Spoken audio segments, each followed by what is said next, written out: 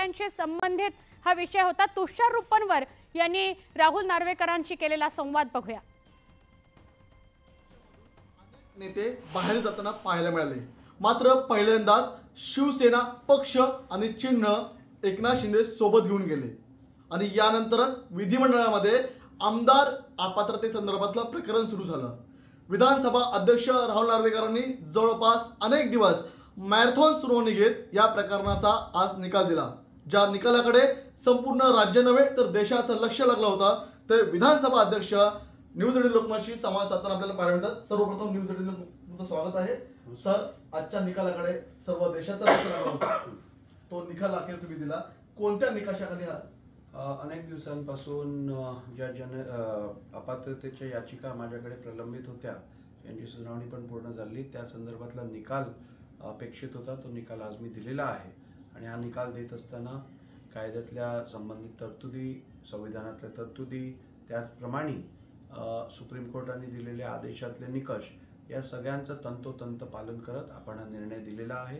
हा निर्णय अत्यंत जस्टिफाईड आणि रिझन्ड ऑर्डर आपण दिलेली आहे, जी माझ्या मते सस्टेनेबल शाश्वत ऑर्डर अशी असेल आणि कुठेही यात कमतरता प्राप्त होणार नाही। दिलेल्या रिझनिंगमध्ये पण कुठेही चुका आपल्याला दिसणार नाहीत आणि माझी अपेक्षा आहे की या निर्णयातून संसदीय लोकशाही या देशात अधिक बळकट होईल, सामान्य माणसात संसदीय लोकशाही संदर्भात अजून विश्वास निर्माण होईल अशी माझी मनापासून इच्छा आहे।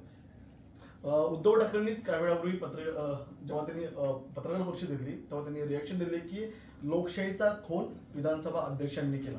या संदर्भात आपण काय सांगाल? मला वाटतं आदरणीय उद्धव ठाकरे साहेबांनी मी दिलेली ऑर्डर एक तर नीट ऐकली नसेल अथवा त्यांना ती वाचायची संधी प्राप्त झाली नसेल।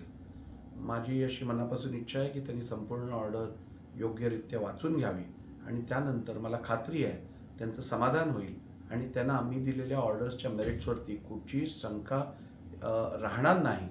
आणि एक लक्षात घ्या, मी निर्णय हा कुठच्या व्यक्तीला किंवा कुठच्या गटाला खुश अथवा नाराज करण्यासाठी देत नसतो। माझ्यासाठी प्रथम क्रमांकावर, प्राधान्य क्रमांकावरती निश्चितपणे संसदीय लोकशाहीला जपणं आणि टिकवणं आहे आणि त्यामुळे योग्यरित्या कायदेशीर सगळ्या प्राविधान ज्या आहेत त्याचप्रमाणे संविधानातली दिलेल्या तरतुदी आहेत याचं तंतोतंत पालन करून निर्णय देणं ही माझी जबाबदारी आणि माझं कर्तव्य आहे, जे आज मी पार पाडले आहे। आदित्य ठाकरे, उद्धव ठाकरे असं म्हणतात की आम्ही विधानसभा अध्यक्षांनी जो निर्णय दिलेला आहे या विरोधात आम्ही सुप्रीम कोर्टामध्ये जाणार आहोत। नाही बघा, सुप्रीम कोर्ट असेल, हायकोर्टमध्ये असेल, ज्या ज्या व्यक्तीला असं वाटत असेल की त्यांच्या फंडामेंटल राईट्सचं कुठेतरी उल्लंघन झालं असेल अथवा एखाद्या ज्युडिशियल किंवा क्वाझाय ज्युडिशियल अथॉरिटीनी एखादा निर्णय नियमबाह्य अथवा घटनाबाह्य दिला असेल तर ते कोर्टात जाऊ शकतात, त्यांचा अधिकार आहे तो। परंतु कोर्टात याचिका आपण दाखल केली म्हणजे काय दिलेला निर्णय चुकीचा आहे असं होत नाही, त्यांना सिद्ध करायला लागेल। आणि माझ्या मते मी दिलेला निर्णय अत्यंत शाश्वत आणि सस्टेनेबल ऑर्डर आहे, रिझन्ड ऑर्डर आहे, प्रत्येक घेतलेल्या निर्णयाचं जस्टिफिकेशन दिलेलं आहे। त्यामुळे मला वाटत नाही की कोर्टही या विषयात कुठचा वेगळा निर्णय घेईल। शेवटचा प्रश्न, उद्धव ठाकरेंनी असं देखील म्हटलंय की जर शिवसेनेची घटना ही घटनाबाह्य आहे तर आमचे आमदार तुम्ही अपात्र का नाही केले? एक लक्षात घ्या, म्हणूनच मी आपल्याला सांगितलं की आदरणीय उद्धवजीने कदाचित मी दिलेली ऑर्डर नीट बघितली नसेल, ऐकली नसेल, वाचायचा त्यांना चान्स मिळाला नसेल।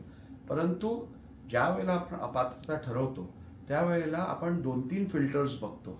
सर्वप्रथम आपण बघतो की व्हिप कोणाचा ऍप्लिकेबल होता, तो व्हिप ऍप्लिकेबल कोणाचा आहे हे ठरवल्यानंतर तो व्हिप योग्यरित्या त्याची अंमलबजावणी झाली का, त्याचा तो बजावला गेला होता का, तो सर्व केला गेला होता का।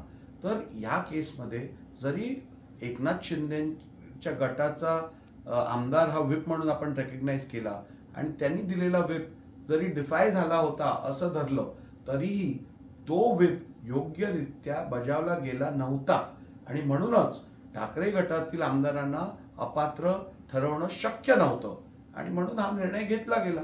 त्यामुळे मला वाटतं हा निर्णय आपण नीट वाचा, त्यानंतर आपल्याला अशा शंका राहणार नाही। धन्यवाद सर। हे होते आपल्यासोबत बोलण्यासाठी विधानसभा अध्यक्ष राहुल नार्वेकर।